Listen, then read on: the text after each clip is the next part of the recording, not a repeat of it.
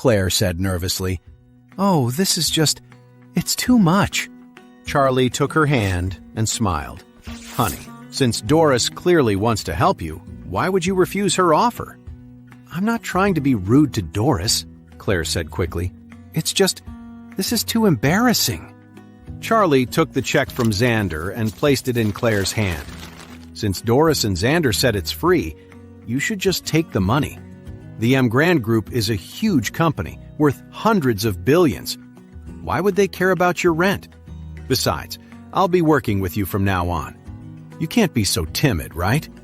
Charlie's words made Claire reconsider. It was true. The M. Grand Group was the biggest company in Orris Hill, with resources comparable to the entire Smith family. Making a big deal about $180,000 in rent would probably just make someone like Doris uncomfortable. So she nodded quickly and said gratefully, "Doris, thank you so much." Doris smiled slightly. "We're partners. It's only natural to help each other out." Claire nodded again, then handed the check to Charlie. "My dress doesn't have any pockets. Can you hold this for me?" "Okay." Charlie slipped the check into his pocket and said to Claire, "Come on, I'll take you to say hi to Warnia. The Smith family has a few renovation projects going on right now. You should talk to her about them." Claire agreed, but she really didn't want to talk to Warnia. She felt so out of her league around her. More importantly, she always sensed a hint of hostility hidden behind Warnia's warm and intelligent smile. They say a woman's intuition is never wrong. Deep down, Warnia hoped to one day steal Charlie away from the Wilson family and bring him into the Smith family. That was the source of her subtle hostility. And Claire had already picked up on Warnia's deeply hidden hostility.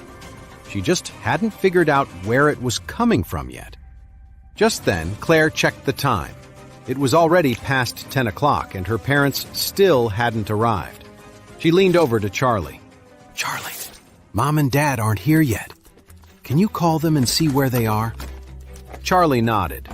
They're probably just stuck in traffic.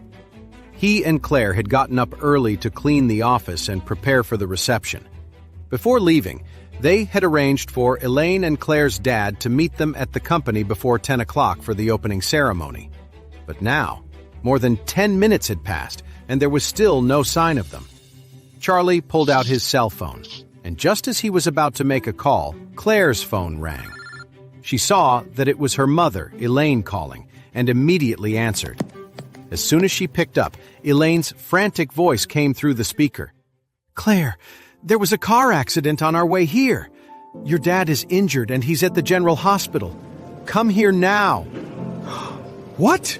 Claire gasped, her voice shaking. "How bad is Dad? Which hospital is he in?" Elaine's voice was trembling, thick with tears. "We're at Orris Hill General Hospital. Your dad, he was knocked into a coma. Just come, quickly." Claire couldn't believe it. One moment she was happily celebrating her grand opening, and the next, her world was falling apart. "Okay, I'm on my way," she said, her voice filled with panic. Charlie had heard the entire call and knew how serious this was. He immediately turned to everyone in the office. "Everyone, please make yourselves comfortable for a bit. Claire and I have to go." Normally, it would be incredibly rude for the hosts to just leave their guests. But everyone there was a fan of Charlie, so of course, no one minded. So Charlie rushed Claire straight to Orris Hill General Hospital. When they arrived, they ran to the ICU ward.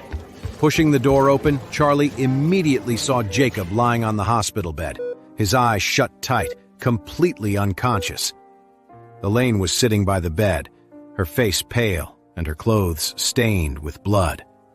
She looked completely lost.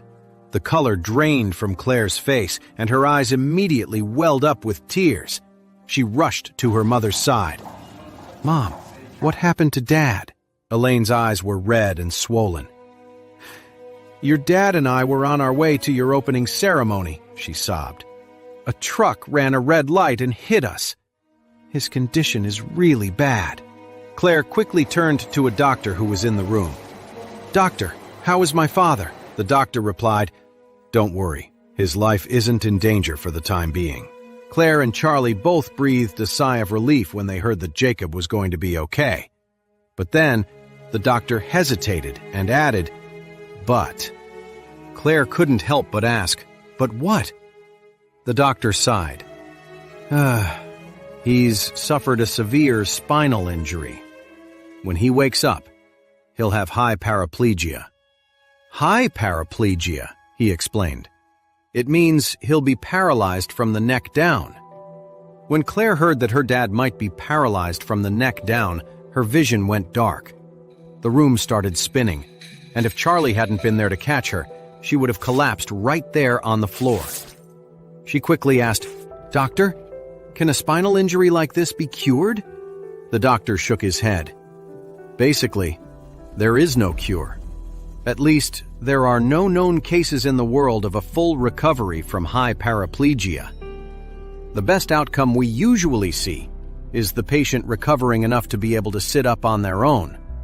But that's about it. You all need to be mentally prepared. Hearing this, Claire burst into tears, her face a tearful beauty.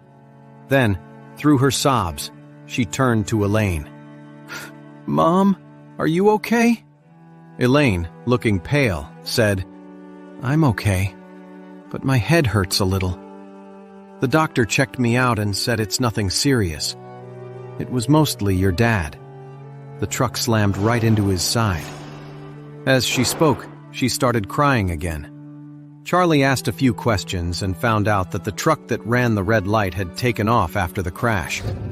His mother-in-law and Jacob were both knocked unconscious in the accident and couldn't get a look at the license plate. Afterward, they were taken to the hospital by some kind passers-by. Elaine's injuries weren't as bad. She was in the passenger seat and was only knocked out for a moment.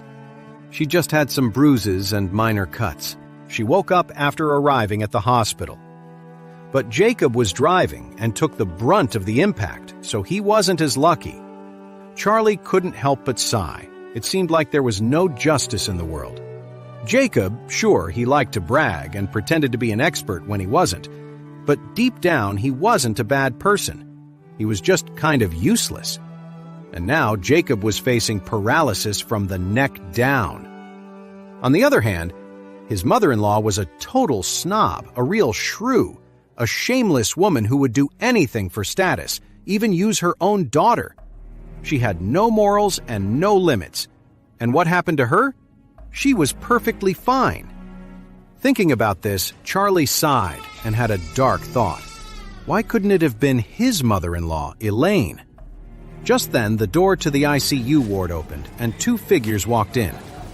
When Charlie saw the young man in front, his expression instantly turned cold. It was Gideon Graham, the same guy he'd put in his place at the car show yesterday. Behind him was a middle-aged man carrying a medical bag with a big red cross on it. Claire couldn't help but ask, "Mom, why is he here?" Elaine said, "I asked him to come. Gideon knows the director of this hospital. He was visiting family here when we were brought in. He saw that your dad and I were hurt, so he got your dad moved to the ICU." Her expression changed in an instant. She turned to Gideon with a huge smile and said warmly, "Gideon, you've been running all over the place for us. You must be exhausted. Please, come take a break." Gideon Graham smiled slightly. "Don't worry about it, Elaine. I'm not tired." As he spoke, he noticed Charlie standing behind Elaine, and his expression soured. He couldn't believe it. That useless loser Charlie was actually here. Yesterday at the auto show, it was all because of Charlie that he'd been embarrassed in front of Claire. He'd hated Charlie's guts ever since. He didn't believe for a second that Charlie was anything special, and he was looking for a chance to expose him for the fraud he was. Now, seeing his rival, he was filled with resentment. At the same time, he started plotting how to win back some respect from Claire and get back in her good graces. At that moment, Elaine sighed, wiped away a tear, and said, "Gideon, the doctor just told us that your Uncle Wilson might be paralyzed in bed for the rest of his life. What am I going to do?" Gideon quickly pointed to the middle-aged man behind him and introduced him to Elaine. Auntie, don't worry. This is Dr. Martin Serrano. He's a famous expert in holistic medicine. I brought him here myself to see your uncle. He's an amazing doctor. If anyone can help him, it's Dr. Serrano. Hey amazing viewers, it's Charlie here. Thanks for sticking with us. By the time of the release of this video, only 11% of our viewers have joined the party by subscribing, and 89% of you might miss out on our next mind-blowing video. So what are you waiting for? Hit that subscribe button and join the exclusive club.